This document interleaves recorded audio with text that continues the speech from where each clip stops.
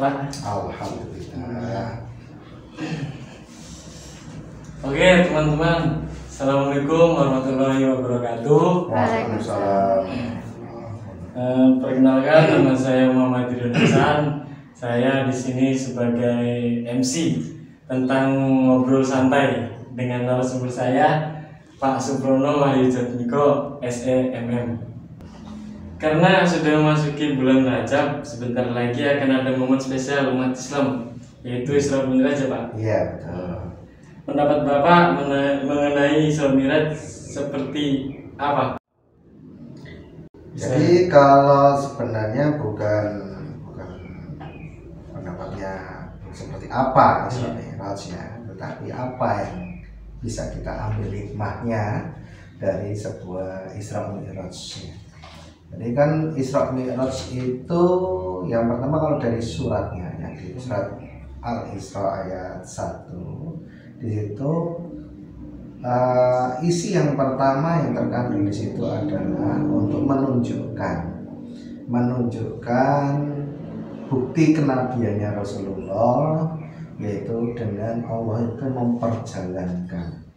memperjalankan seorang hambanya, di mana perjalanan itu kalau dilihat sampai detik ini saja itu sesuatu hal yang tidak mungkin, karena perjalanannya cuma 1 malam, dan itu dari Masjidil Haram ke Masjidil Aqsa yang jaraknya sekian ribu kilometer, kemudian naik ke Sidratul Muntaha. Dan itu adalah salah satu bukti kemukjizatan dari Rasulullah. Lalu apa yang sebenarnya inti dari Isra Mi'raj tersebut adalah bukan di perjalanannya, tetapi di perintah.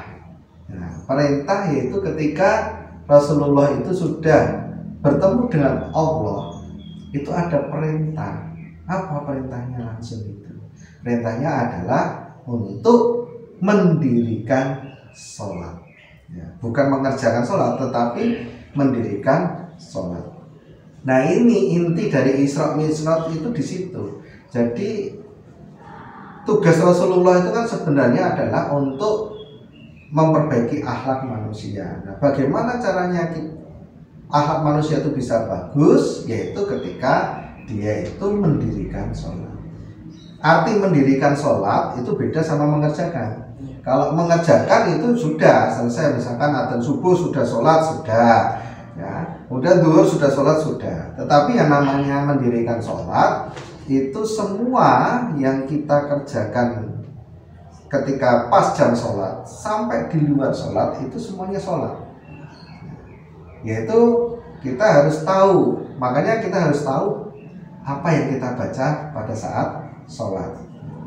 Nah, kadang-kadang kita itu membacanya sholat aja kita itu karena tergesa-gesa, ya, tergesa-gesa lalu udah cepat ya selesai. Nah, ini namanya bukan mendirikan sholat, tapi mengerjakan sholat. Karena di setiap gerakan di sholat itu bacanya semua itu doa. Bahkan yang istimewa, yang selalu tidak pernah diperhatikan oleh orang Islam itu adalah ketika membaca Al-Fatihah.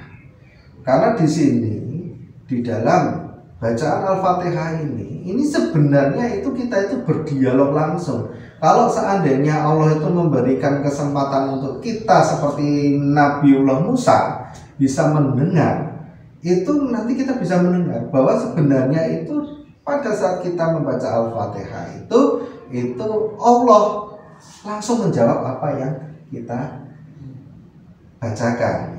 Jadi ketika kita membaca Alhamdulillah hambaku sedang memujiku, kan gitu kan? Ini sebenarnya suatu dialog, dan tidak mungkin dialog kok seperti kita ini dialog, tidak mungkin kan? Dialog kan pasti pelan-pelan, satu-satu kan? Ya. Kemudian setelah itu Allah menjawab, kita mengungkapkan lagi, Allah menjawab, kan gitu. Nah, ini adalah suatu keharmonisan. Ketika kita itu bisa mendirikan sholat, inilah kuncinya, kan itu. Makanya berikutnya itu adalah ada hadis Nabi adalah sholat itu tiang agama. Nah, inilah tiangnya itu di situ. Maka kunci semuanya itu di sholat. Bahkan sampai ada hadis qudsi mengatakan kalau sholatnya bagus maka semuanya bagus. Kalau sholatnya buruk maka semuanya juga dinilai buruk. Nah, bukan lalu ekstrim seperti misalkan kalau di dalam perkuliahan ya, wah ini satu benar semua, satu sholat tidak. Tetapi karena kalau sholatnya buruk pasti nanti perilaku di sananya itu buruk. Itu pasti. Karena apa? Karena dia cuma baru mengerjakan sholat. Tetapi kalau mendirikan sholat kita benar-benar kita hayati, kita tidak melihat Allah, tetapi seolah Allah itu di depan kita, kan gitu. Nah ini kan akan selalu merasuki di dalam tubuh kita. Maka ketika kita itu melakukan aktivitas, kita tuh selalu terjaga. Oh saya itu misalkan mau korupsi, oh ada Allah, kan gitu. Oh misalkan ujian, oh saya mau nyontek, kan, oh ada Allah, kan ya kan. Nah kan kayak gitu. Jadi mau bolos titip tanda tangan, oh ada Allah. Ini selalu terjaga terus, ya, terjaga terus. Misal nanti pacaran, ya kan, wah, berdua udah ada yang lain, tapi ada Allah, kan? Ya, gitu. Itu hikmah dibalik dari Isra Mi'raj. Jadi, nah perintah utamanya di situ. Nah, kemudian di ayat-ayat berikutnya di situ ada yang lebih istimewa lagi, adalah masih di surat Al-Isra, adalah untuk menunaikan salah satu ibadah sunnah yang ini luar biasa, adalah sholat tahajud. Di mana? Di 2/3 malam. Karena di sini di tafsir surat Al-Isra itu, di situ Allah itu datang ke langit dunia. Dan berarti ketika di 2/3 malam itu melakukan sholat tahajud, di situ Allah langsung mendengarkan dan mengabulkan, kan gitu. Terus gini Pak, ada kenapa kalau malaikat Jibril mengantar Nabi Muhammad tidak langsung menuju kepada Allah, melainkan cuma sampai Sidratul Muntaha? Jadi begini, tidak semua diizinkan bisa melihat atau sanggup melihat Allah. Nah, di dalam sejarah Islam itu Nabi saja yang diberi keistimewaan bisa berdialog dengan Allah, bertemu dengan Allah. Itu tidak semua nabi. Tidak semua nabi dan rasul itu bisa. Bahkan yang dikatakan bapaknya para nabi saja tidak mengalami seperti itu, yaitu Nabi Ibrahim. Yang diberi kesempatan adalah kayak Nabi Musa alaihissalam. Nabi Musa saja tidak bisa melihat, hanya mendengar, kan gitu.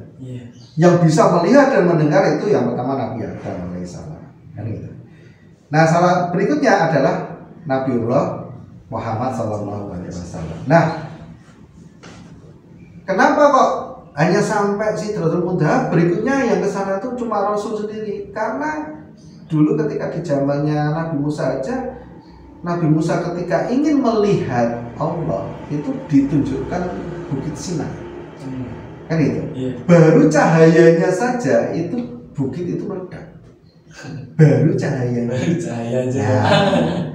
Nah, malaikat itu yang paling diutamakan itu adalah Jibril alaihissalam. Itu yang paling tinggi kan. Nah, itu pun ada batasannya. Nah, itu.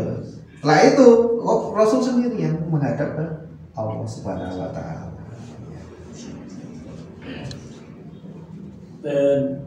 Di tahun ini kan Isra Mi'raj, apa rencana Bapak di tahun ini akan melewati Isra Mi'raj? Jadi kalau berbicara Isra Mi'raj yang sekarang, kebetulan kan saat ini kan kita sedang pandemi. Pandemi ini adalah sebenarnya suatu ujian Ya, kalau di dalam Islam itu kalau orang yang beriman ini adalah ujian. Ketika kalau orang-orang yang tidak memiliki keimanan sama seperti kita, maka itu adalah suatu azab.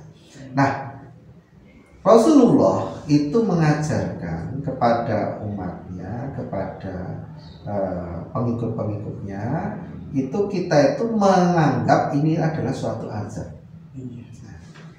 Kenapa kok kita diperintahkan untuk menganggap ini suatu azab? Kalau ujian itu terlalu ringan ya. Iya. Maka ketika kita itu disuruh menganggap itu sebagai suatu azab, maka kita itu banyak bertafakur diri. Nah, maka ketika kita itu sekarang ini mau memasuki memperingati Isra Mi'raj, di sini kita itu tuh coba introspeksi kan, muhasabah. Yang muhasabah kan apa? Sholat kita. Nah, sekarang diintrospeksi, pernah ini dari virus COVID ini adakah di antara kita yang pernah mengalami sakit COVID? Gitu. Kalau pernah, maka kita harus cek. Ceknya di mana?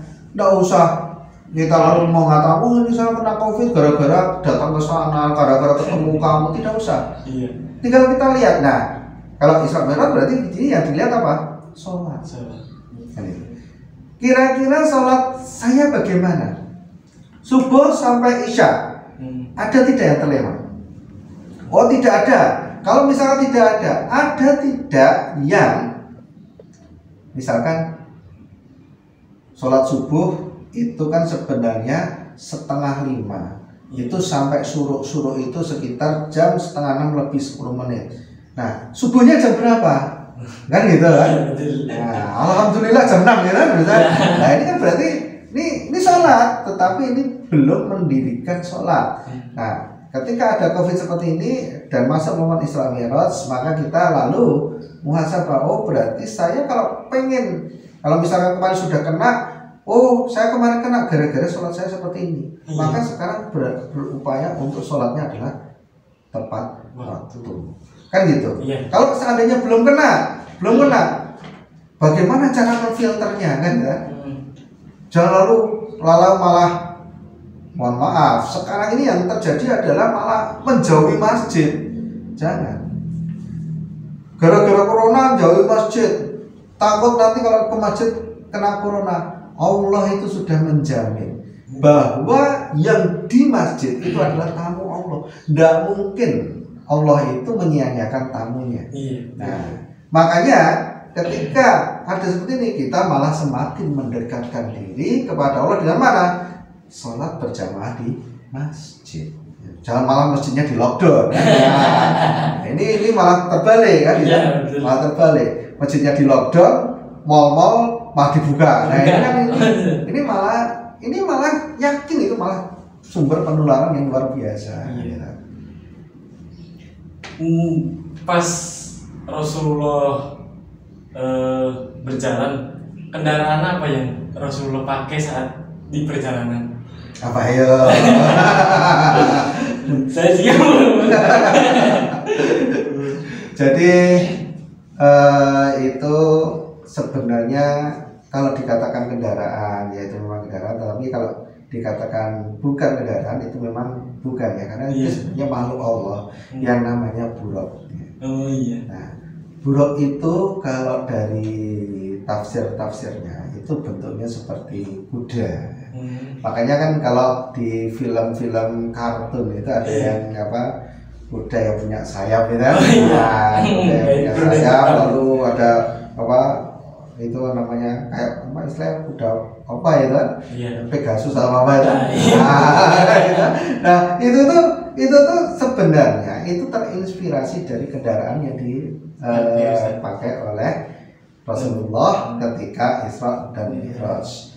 Dan itu memang memiliki suatu perjalanan yang cukup luar biasa, cepatnya cukup luar biasa. Jadi sekejap mata itu sudah langsung bisa sampai ke sana, gitu.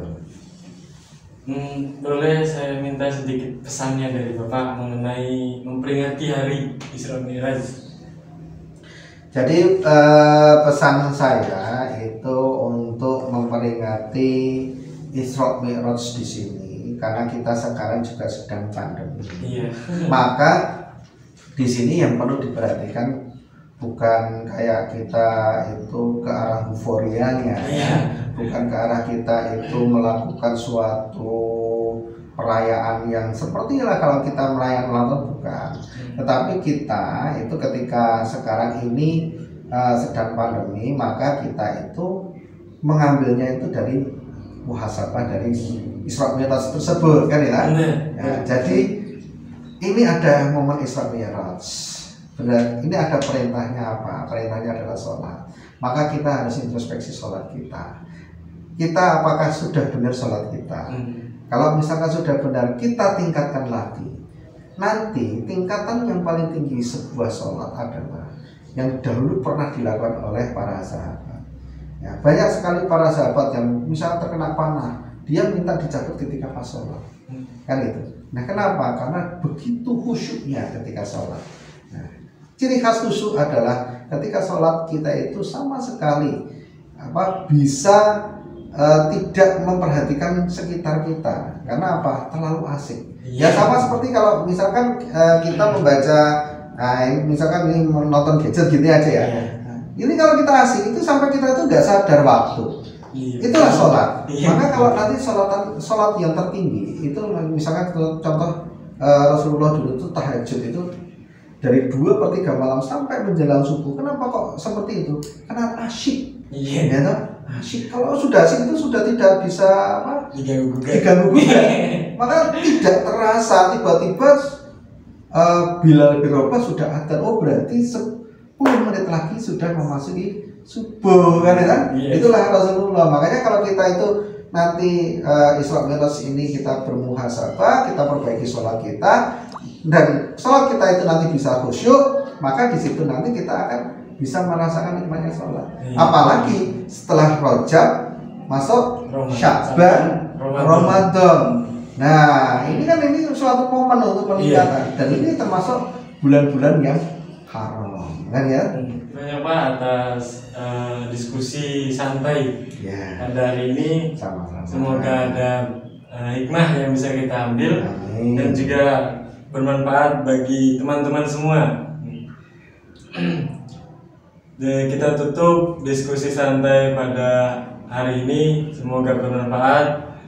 Billahi taufiq wal hidayah. Wassalamualaikum warahmatullahi wabarakatuh. Waalaikumsalam.